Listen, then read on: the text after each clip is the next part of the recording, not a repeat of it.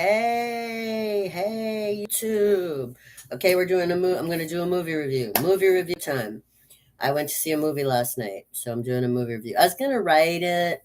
I was going to write it for my vocal writings, but I decided not to write it because I just woke up. It's Sunday morning, and I had a great time last night. A really great time going to the movies, and I just don't feel like writing an essay this morning. Basically, I mean, writing a movie review is like writing an essay, and I just don't feel like doing it. So I'm going to actually do the movie review on my YouTube channel and just talk about it instead of writing about it.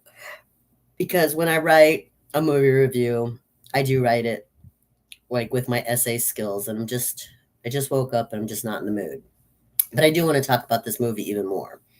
So, I had a great time last night. First of all, let me say that on a personal note. It was so nice to go out to the movies with people that I adore. I went to the movies with my son, and then we met a good friend of mine at the restaurant for food and drinks after the movie, and I just had such a great time.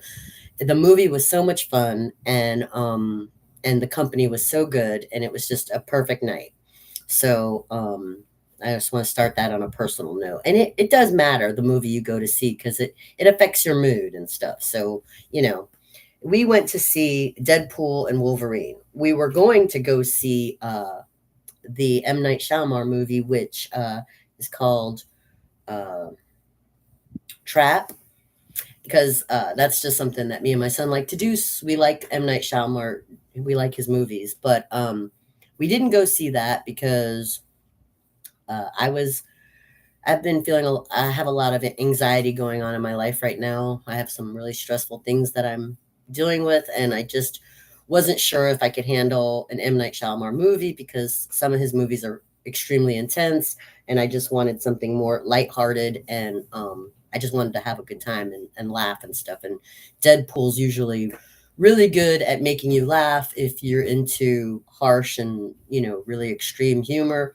and I can deal with that. So, before I begin this movie review, I just want to say to anybody who is watching it for a movie review, if you do not want complete spoilers, then don't watch this movie review, because I'm probably going to tell you every detail about this movie that I can remember to think about, to tell you about. So, if you don't like movie reviews like that, you just wanted a little basic thing, like a little, just watch a trailer and then go. Don't watch this movie review, because I'm going to tell you everything I can possibly think about, that I witnessed at this movie.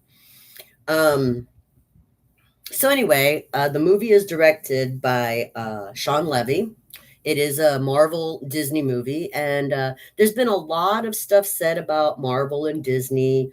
I was a very loyal Marvel and Disney fan, and even though Disney put out some really questionable stuff that I didn't agree with, I did not ride the train of dissing, or putting down Disney and Marvel. I just said, hey, people make mistakes, companies make mistakes, and they'll probably pick themselves up. Well, I also wrote a really great review on Guardians of the Galaxy, because part 3, which, you know, a sequel or a third movie to a certain story, it usually has a hard time competing with the first.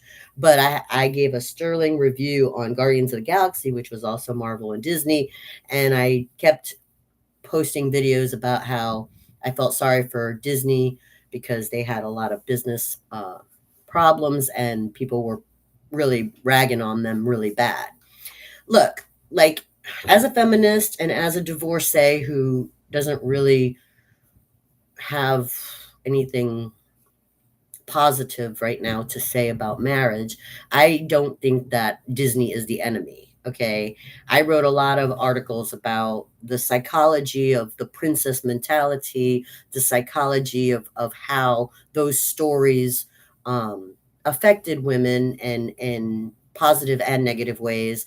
And I don't want to diss the company Disney or Marvel, because I'm a fan. I'm still a fan. And Deadpool is just a reiteration and a confirmation of why I'm still a fan of Marvel and Disney, regardless of any mistakes that they've made.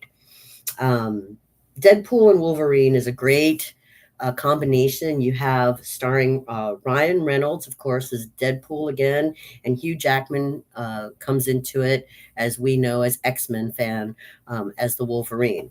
And this is just a great pairing. I was really curious if the chemistry was going to work. I figured it would, and it did. It was really great.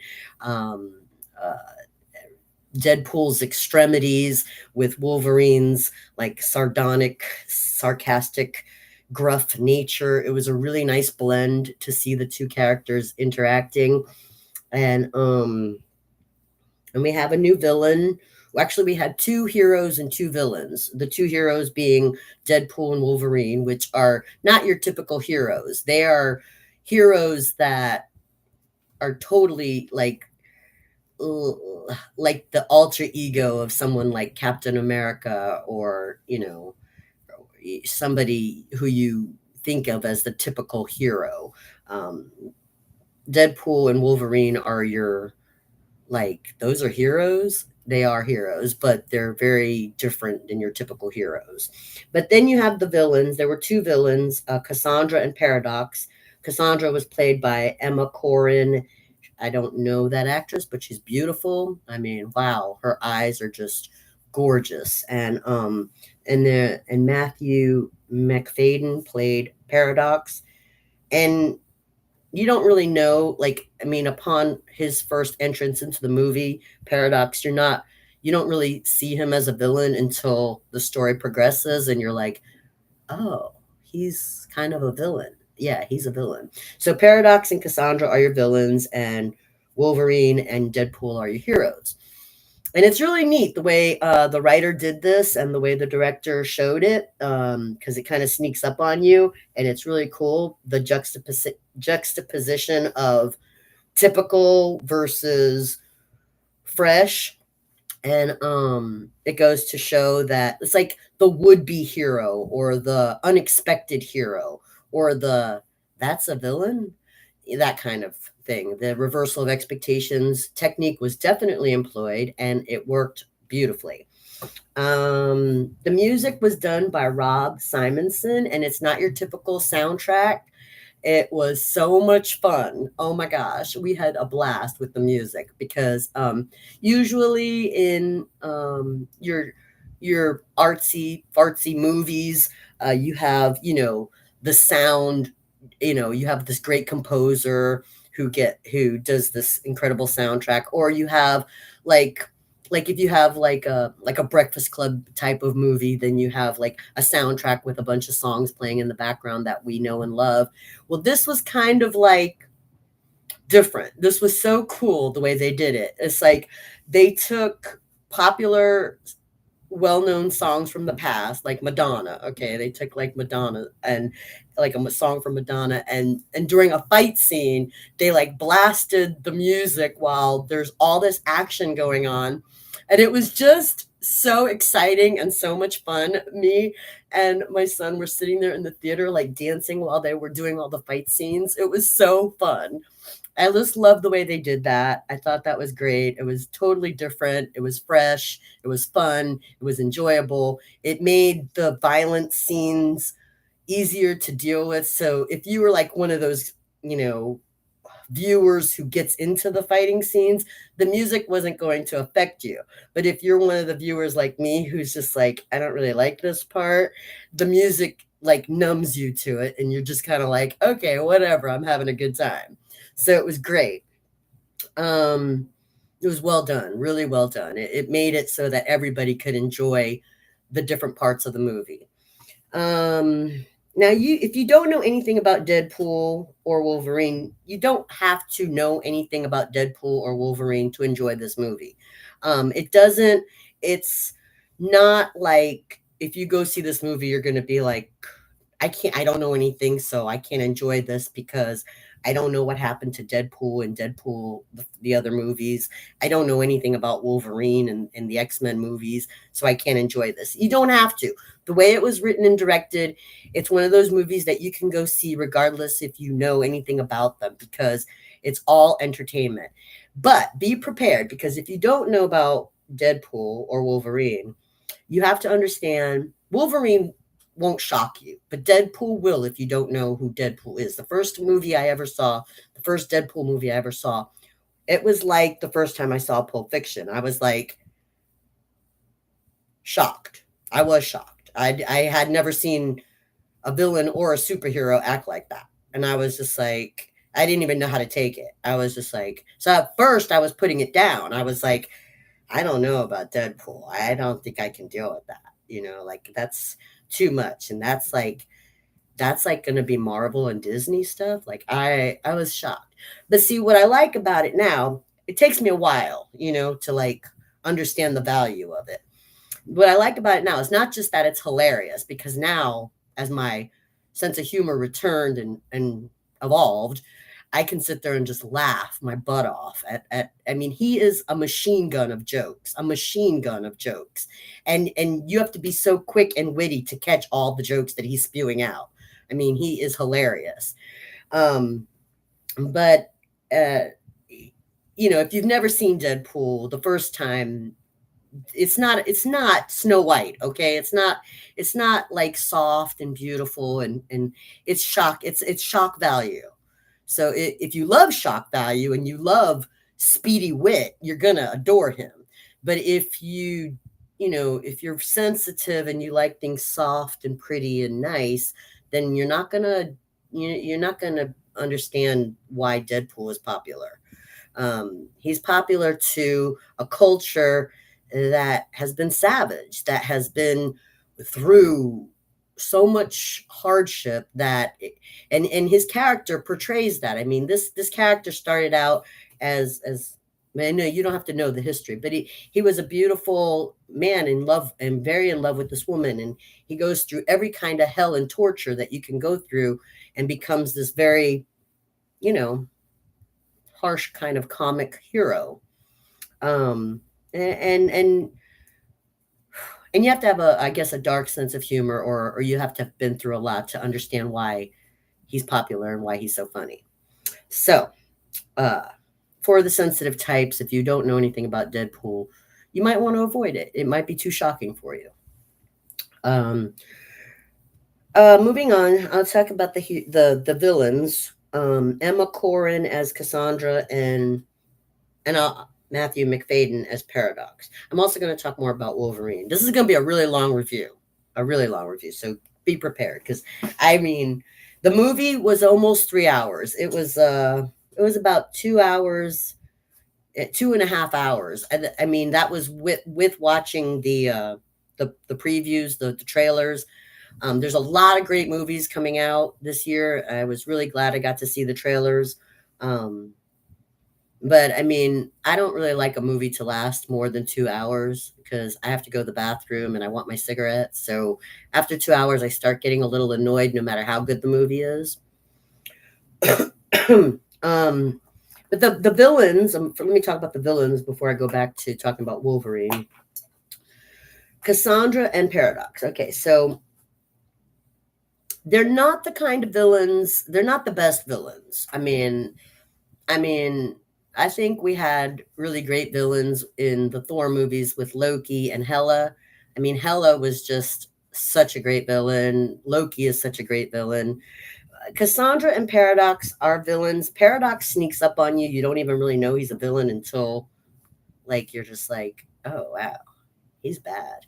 And it was good because, like, Deadpool sees right through him and realizes it right away. But I didn't. I was like, oh, he's nice, but he's not nice. He's actually a villain. And then Cassandra, she played it like totally flat, like I'm evil and I'm going to kill everybody. She's absolutely gorgeous. I mean, she's absolutely gorgeous. So it's like that's the contradiction there. It's like she's stunning to look at, but she's totally horrible. So there's the contradiction there. Whereas Paradox is the opposite. He seems nice, and you're like, you want to trust him, but he doesn't have good intentions. So uh, those were the two villains. Then I'm going to talk about all the cool people that showed up to also aid in the heroics. And this was just like shock after shock about like you're just cheering because especially if you're a Marvel fan or a comic book fan, all these great heroes that showed up just is mind blowing. It's like Jennifer Garner as Elektra showed up, and she looks great. She looks beautiful. Her fight scenes are wonderful. I mean, she's doing the old school fighting, and she's doing all the great kicks and punches and stuff, and she looks great. And you're just like, yay, Elektra! And then we had, if you're an X-Men fan, there was another X-Men. You had Aaron Stanford playing Pyro, and at first I'm like, that's Pyro, because I remember Pyro from the X-Men movies, and he was a lot younger. And I mean, now he's kind of like older, and he looks a little wore out, but his powers were still really powerful. Like he's still very powerful, but he just looks like older and worn out a little bit. And I was like, that's Pyro, but it was Pyro, and I was like, wow, okay, that's cool. And then my favorite of the ones that showed up was Gambit, and I hope they do more with Gambit. Oh my god, he was so cool. He looked great. He had this really thick accent. I don't even know what the accent was, but he was just so cool. And I think that he was really good to have on the team, especially when they were dealing with Cassandra, because Cassandra is all her powers are pretty much magic and spiritual. So she doesn't really have like typical fight scenes. So Gambit was good to have on board. And then Blade, Wesley Snipes. Oh my God, Wesley Snipes shows up as Blade. I was like, wow, cool. Like, how the heck did that happen? That was really cool. And he was there with like Elektra, and they were totally doing old school fighting scenes. It was really great. Also, another shocking one was Chris Evans shows up, but not as Captain America. No, and he also looks a little different, kind of like when you're looking at Pyro, you're like, is that Captain America? But it wasn't Captain America. His hair's a little longer. He looks a little more mature. He's not, young and fresh Captain America. He's like, and you're like, who is that? It's not Captain America. He shows up as one of the guys from Fantastic Four, and the sad part is he's only in it for like a few seconds because Cassandra pretty much annihilates him in like 2 seconds. And you're just like, dang, well, that was a quick cameo. Um, Also, another really interesting cameo was Henry Cavill showing up because as they were resurrecting the Wolverine, it was like Henry Cavill was like the Wolverine for, I don't know, like a minute as while they were bringing back the original Hugh Jackman Wolverine. And you're just like, oh my God. It was just really weird. It was weird, but it was cool. It was like, it was, I don't know, you have to see it to really understand why it was cool. It was neat because if you watch any of the Loki show, and if you didn't, it's okay. You don't need to. But if you did, if you're a fan of Marvel and you watch the Loki show, then you know about the timeline thing, and you know about the timekeepers, and you know they're not like villains or heroes. They're just these sort of neutral things and that's why it was really hard for me to understand that Paradox was a villain, because I thought he was sort of neutral, but they're not. Paradox, I think, was more like a villain, but the timekeepers, they're not really villains or heroes. They're just kind of like timekeepers. They're I don't even know if you can call them an anti-hero. I don't even know what you can call them, but anyway, they're in this movie too, and it's this whole time because they're trying to deal with the whole multiverse madness and the multiverse confusion, and how the timeline is messing things up and stuff like that. So anyway, that was really cool. Back to Hugh Jackman and Wolverine. Okay, so because the timeline stuff going on, you see variations of Deadpool and you see variations of Wolverine because they're showing how the different uh, timelines show the different characters. Um, and there was this line in the movie where they're talking about, you got the wrong, talking about Wolverine, you got the wrong guy, and I'm not the Wolverine you need. And the same thing with Deadpool too. They're like, oh, you're not the good Deadpool, and there's better Deadpools than you. It's kind of deep and it's kind of hard to chew on that. Well, but if you're familiar with the timeline thing, then it kind of helps you understand what they're talking about. But again, you don't have to know anything about the other stuff from the past to enjoy this movie. um, but again, back to Hugh Jackman and Wolverine. I think this was a great opportunity for Hugh Jackman to show more of the Wolverine, and I love the line where they say that you are the best Wolverine, because of all the X-Men movies I saw with Wolverine, this Wolverine really showed us more in depth of the Logan inside of him, of the man inside it. I mean, he had monologues. He was the meat and potatoes of the character development, or the humane human soul part of it, because while Deadpool is doing all this, like, harsh, really shocking humor and a lot of action scenes, Wolverine's character was showing, like, I'm more than just, this guy with claws. Like, you could see the humanity in him. He had some touching monologues and stuff about how he felt. I mean, his feelings were coming out, which was cool.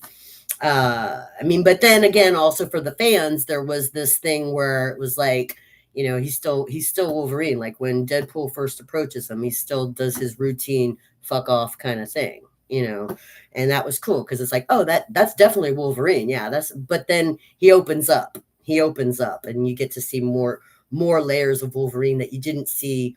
I mean, you got a lot in Logan, which was I didn't. I mean, that was a really hard movie for me as a fan. I was just way too depressing.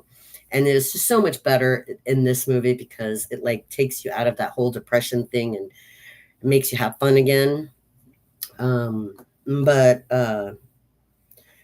yeah, it was definitely more of a layered Wolverine. But I mean, his fight scenes were great. I mean, his costume was like something to applaud, especially when he puts the mask on and he's total Wolverined out. You're just like, yeah, go Wolverine. And then, I mean, and them two fighting together, it was like, first, of course they were fighting each other. That's typical of like when two heroes get together in Marvel, they always fight each other. But then once they start fighting together, it was just the fight scenes were really great, really well choreographed. The only part that was a little too much for me was the the main biggest fight scene when everybody's fighting. It was like a lot. Like I was just kind of like focused on the music at that point because I couldn't really keep up. There was so many different people, so many different fight scenes going on that I didn't even know where to put my eyes at that point. It was just like too much for me. It was sensory overload at that point for me. But for people who are into action scenes and for people who can deal with that, they'll probably love it. It's a I have trouble sometimes with action scenes. I have trouble with that. So I'm glad that they did the music the way they did because it helped me find a place to sort of, go when it was overwhelming for me. Um, and that's all I can really say. I wish I it was sort of sad. One thing that was sad for me as a fan was when Electric comes in, they do mention that Daredevil's dead, and if you don't know what I'm talking about, don't worry about it. But that really sort of sucked as a fan because I really love Daredevil, and I was like, shit, that sucks. And I mean, but I think that bringing Pyro, Gambit, and Blade into it was cool because it opens doors for fans of those, or maybe we could get some more of them. Um, that would be cool. Um, I don't know if they'll do anything more with Cassandra or Paradox. I really don't know what's up with those villains. I don't think they're the best villains. I don't think they're the worst villains. They were powerful. Paradox lives up to the definition of paradox, and Cassandra was definitely, I mean, great at annihilating people. So there was that. But I mean, definitely Deadpool was definitely the star of the show, and Wolverine really did a great comeback from that Logan movie, which was a real depressing movie. So that's all I got to say. It was a great movie, a great time. If you love action and if you're a Marvel fan, you got to go see it. If you're not a Marvel fan and you hate Disney, I think you should go see it just because you should see how and why the fans are loyal, and why Deadpool, even though he's shock value and not your typical, traditional type of thing, why you need to look at it and ask yourself, why do people love this? That's what you need to ask yourself. There's a reason, and it has to do with joy and freedom and the things that which is why it was great that Chris Evans showed up, even if he wasn't Captain America. Which the things that made America feel free. There was only one political thing in it. There was really no politics going on in this movie, but except for Deadpool's motivation for heroism, he kept feeling. I mean, his breakup with his girl really affected him, kind of like in Guardians of the Galaxy. If you watch that, the breakup thing really was hard on him. But his motivation for heroism has to do with this sort of feeling that his life isn't going to matter, and he says that over and over in the movie. I just want to matter. I just want. In fact, they even use it against him. But that's the only thing, because like the matters thing, that was the only political thing I saw in the movie. Besides that, there's no politics. It's just funny and action and fun. That's all it is. And it was well directed, and the music was great, and I enjoyed myself. I'm glad I went to see it. I'm glad that, Marvel and Disney has a hit, and they do. They have a hit here, and good for them. They went through their dark spell of getting criticized for every freaking thing they put out, and now they just put out a winner. Good for you, Disney. Thank you to Sean Levy. Thank you to Rob Simonson. Thank you to Ryan Reynolds and Hugh Jackman for providing great entertainment. Thank you so much.